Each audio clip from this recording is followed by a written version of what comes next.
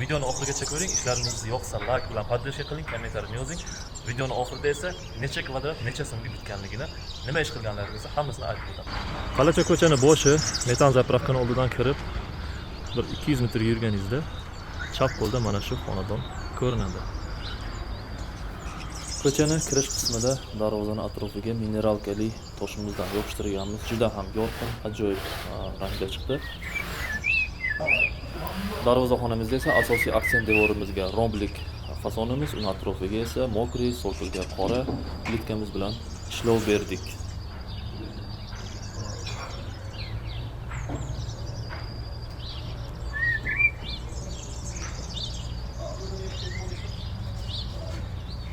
Hovlini fasadida esa o'sha oq mramorli fasonimiz Versace polosalar bilan boyatilgan, tiagalarni ham to'liq отделкалар bilan bitkazib, birgalikda so'killarga o'sha qora qalin plitkamizdan montaj qilib berdik.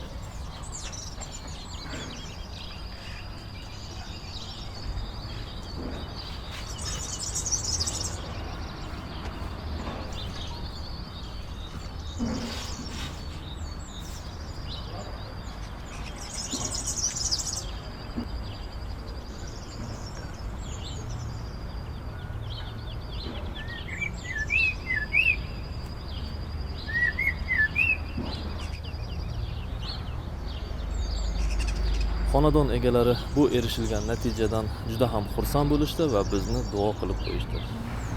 Bu xonadonimizda ham fasad sokil uchun ketadigan barcha xarajatlarni o'zimiz ta'minlab tashkillashtirdik va devorimiz hammasi bo'lib 236 kvadrat bo'ldi va bunga ketgan jami xarajat 29 million 275 ming so'mni tashkil etdi.